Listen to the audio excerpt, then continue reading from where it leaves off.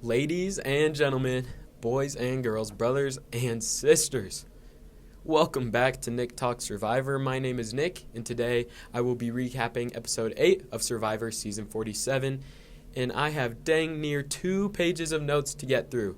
So there's some good, some bad, so let's jump right into it.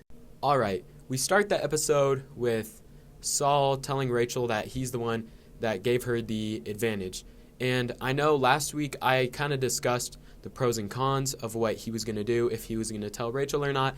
And I actually don't hate that he told Rachel to build that trust with her. And immediately when he told her, I got really nervous that she was just going to go tell everyone. But I will discuss this later about Rachel. She seems to hold her secrets close to her chest. And I think that's really lucky for Saul. Rachel seems to be like one of the only people that doesn't share every single secret that they're told. We then get a little bit about Saul's secret agents, which is a alliance that I think could do well in this game, actually. You know, I think we've, throughout the new era, we've seen these tight alliances from, like the old tribes, the pre-merged tribes, going far and kind of flying under the radar. But this season seems to be having a different trajectory, with tribal lines being almost completely erased. I'll get into that a little bit later, but I love what Saul's doing, trying to plant the seeds of bringing in kind of the people on the outside. Now I want to talk a little bit about what we learned about Andy this episode. And I feel, the thing with Andy is he's such an inconsistent player, and we get inconsistent like footage or content from him in the show. One second we're getting hints that nobody respects Andy's game. I think it was Sierra or Sam that's like, I forget about him sometimes. Like, why would they keep that in there if he's the winner? And this is why I think he may just be a 0-vote finalist, because we keep hearing these things, these people that will be on the jury. You know, Sierra is talking about how she doesn't respect Andy's game. Why would she vote for him if she doesn't respect him? And then, of course, you know, the auction comes around, and this dude cannot find a single tube. Like, is he, he genuinely might just not be good at stuff. That's what I'm starting to think. Anyway, we get to the auction, and this was a big chunk of the episode. I actually thought this auction was pretty fun, but I was so upset when they did the same. If you have the most money at the end, you lose your vote twist. Just because we're in the merge, let the players play it. Like, I don't understand taking away the votes at this stage, because, I mean, there's a little bit you could do about it, but not really, and I'll get to why the auction is kind of messed up in that way. But first, let's talk about the fun stuff from the auction. When the mac and cheese came out, I was like, shoot, if I was out there, I think I'm going all in for that mac and cheese that Teeny got. I genuinely was laying in my bed, you know, had snacks right next to me, and I got excited when that mac and cheese came out. I was like drooling at the mouth a little bit because it looked so good. They made Kyle break his like vegetarianness. At the auction was kind of messed up. They're like, no, Kyle, you're gonna stand there and eat the chicken and think about its life before. Nah, not actually, but that was kind of messed up. Gabe, of course, gets a bad covered item, and then, well, he does get peanut butter later, which would also be an amazing thing to get. And then we see the advantage hidden in the fry, in Rachel's fry, and I just know that they've been waiting to put an advantage in food. I think it was in season 42. This came out after this season, but Marianne and Jonathan's tribe, they got like a fish reward, and they were cooking the fish, and apparently there was an advantage like stuffed in a fish that they ended up like throwing out that part of the fish where the advantage was, and so no one ended up getting it, and they didn't even know about it until I think Jeff might have talked about it on the On Fire podcast. So I just know that they've been waiting to put an advantage in food since then. And we saw the gross food challenge again, which I thought was really fun. Grubs, Something Living would be so gross to eat. But my thought is, hey, that's free protein right there on top of maybe winning the breakfast. I think, yeah, Sam won the breakfast. And what you have to do in that situation is just swallow them. That'd be so gross. I think I could do it. Like, I don't know if I would do it in my daily life, but if I'm on Survivor, man, I'll swallow 2 grubs whole for the breakfast. Now let's get to the bad of the auction. Of course, Sam loses his vote, and the auction wasn't very auction-y. It becomes more of a game of whoever has money left bets it all on 3 saltines, and who wants that? $500 saltines is what we're seeing. Not actually, but for the comparison. And it just takes away the auction, the bidding war, everything from it, and because no one wants to lose their vote, and it's like, why at this point of the game are we still taking away votes for having money at the auction? You can do the different amounts of money, you can do the covered, you can do the auction ends at a certain point, you can keep all that, but just stop taking away a vote at the end. I think it really puts a damper on what the auction really could be. And this is just a little bit of a side note, but there was some really weird sounds throughout the episode, like a lot of weird eating sounds, and like during the challenges, I feel like there was weird sounds. The Foley artists, they were getting their bills paid this episode, is what that was. All right. We see Andy after the auction planting seeds about wanting to flip on his old Gada tribe. I thought he was going to push for Sam, especially now that he doesn't have a vote.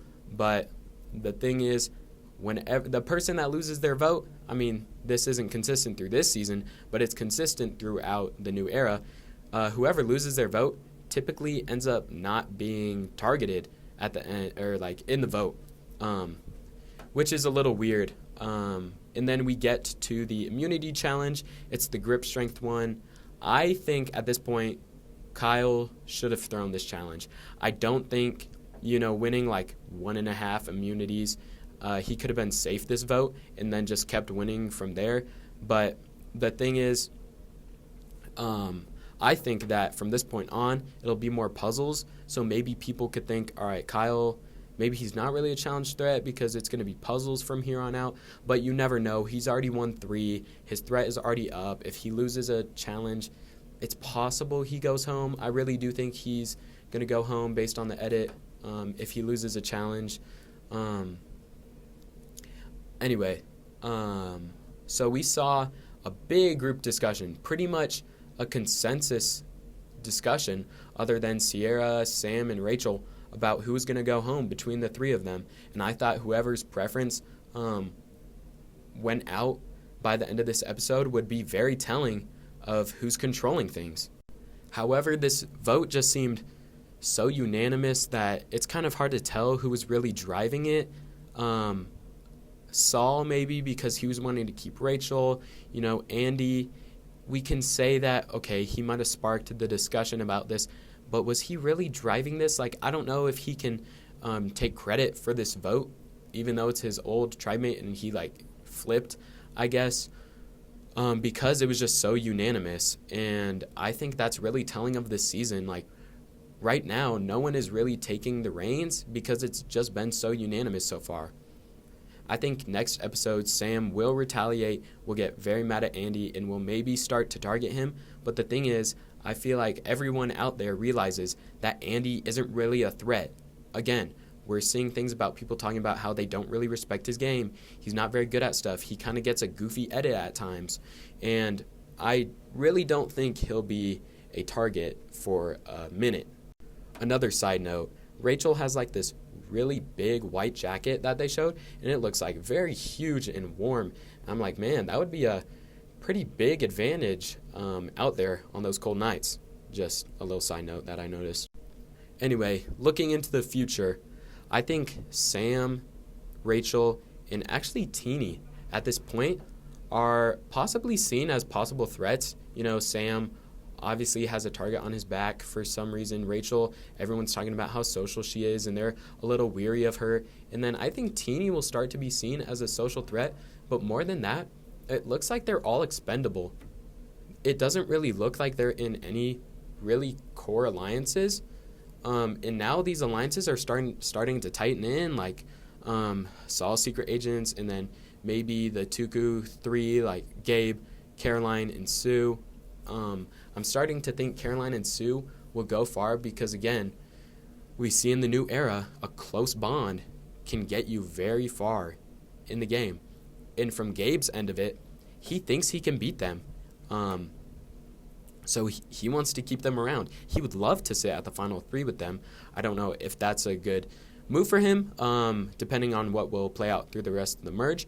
And then for Caroline and Sue, he's a bigger threat than them, probably. So they'll keep him around as a shield. So those 3, I think it's possible that they go far. But then again, Caroline and Sue are close, so they could lose Gabe at any moment and not really take a hit to their games necessarily.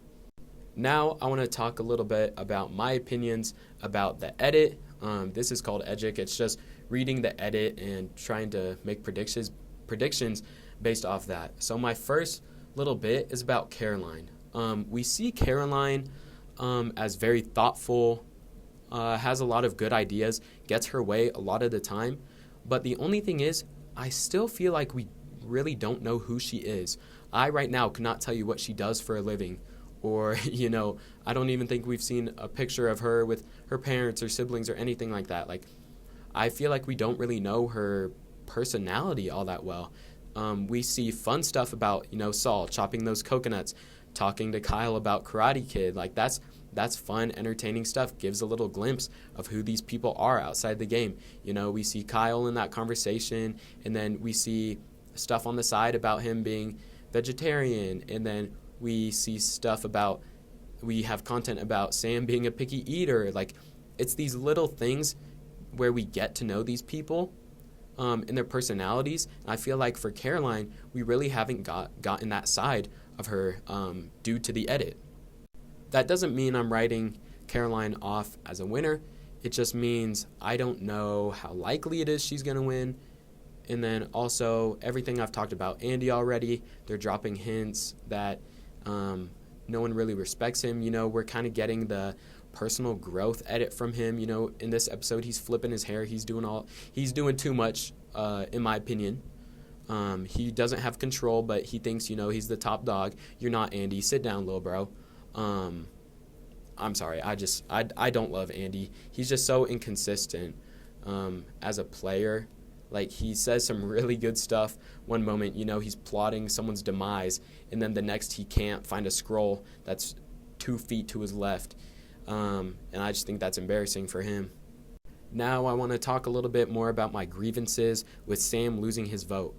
I think this vote, and this is just my opinion, I feel like I kind of stand alone on this discussion, but I feel like there's a world where if Sam doesn't lose his vote, then it's possible that Sam, Sierra, Rachel can swing Teeny. We know Teeny loved those 3, really loves Sierra, and I think there's a world where if Sam has his vote, that's a strong 4. Maybe they rope in one more, and this vote goes totally differently.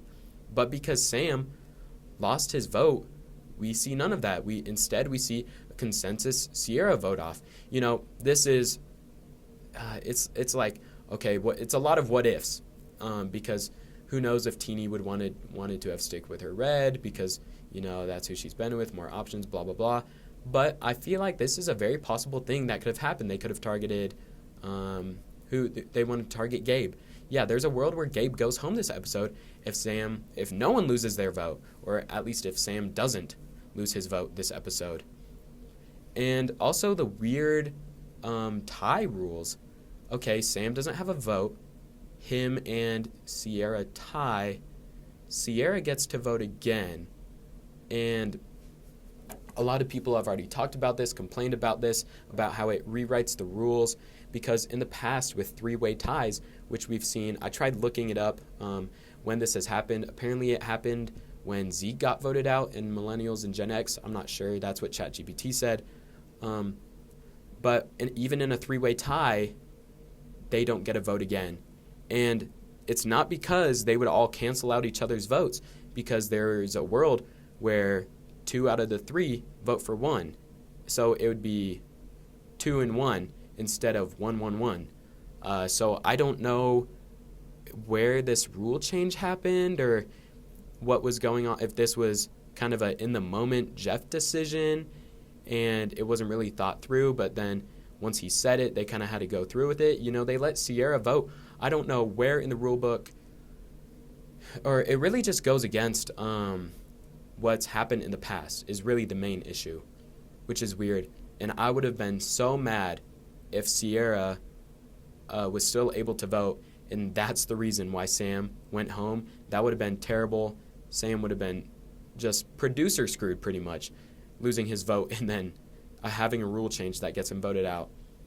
Not luckily Sierra got voted out, but luckily she got voted out so that there wasn't too much uproar about this weird rule change happening. Anyway, I think this was a really good episode, very entertaining with the auction. I think we're still building up to when we will get more and more interesting gameplay, more split votes, more blind sides, rather than just these weird unanimous votes. Really quickly, I forgot, I want to talk about the Rachel shot in the dark play. I'm seeing a lot of people say that this is one of the most genius moves in Survivor history. I think this was a genius move by accident, if I'm being honest. It was smart that she didn't feel good, so she played it, and then she was going to read people's faces to see if she needed to play the idol. I think that was really smart. But beyond that, she felt unsafe. I don't think there was too much of, she was just hiding her vote, or she didn't want to have to vote Sierra because Sierra's going to the jury. And I don't think there was really much of that. More just, she felt unsafe, she played the shot in the dark, and it just so happened she could have played the idol after 2. Does this change what players will do in the future? Yes. Was this the most game-breaking move we've ever seen? I don't think so. It was a very good, smart move. But, we're looking at this with hindsight, seeing or discussing this after it's happened. Rachel could have had completely different thoughts. She could have just been like, no one's been talking to me an hour before Tribal. I really have no confirmation about what this vote is going to be. I don't feel safe. Let me just use shot in the dark. That could have been it. There could have been no, let me big brain to how I can turn this into a positive for me. Like, who knows? But nonetheless, it was a good move, and I love that people think it's just insanely game-breaking and, worthy of all this praise. Good for Rachel. Alrighty, in wrapping up, I don't even want to make predictions. I have no idea. I think if Kyle loses a challenge, he goes home. If not, I think Gabe is seen as a big threat. He could go home. Sam, who I don't think he really has anyone right now, he could go home. We could see an idol play from Rachel or Gabe or both. I think that is very possible. I'm excited to see what happens now that everyone should have their vote. We have idols in play, all that good stuff. I can't wait for the next episode, and I will, again, try to keep putting these out consistently. Thank you so much for listening. Like, comment, share, subscribe, all that good stuff, and I will be back next week. Thanks.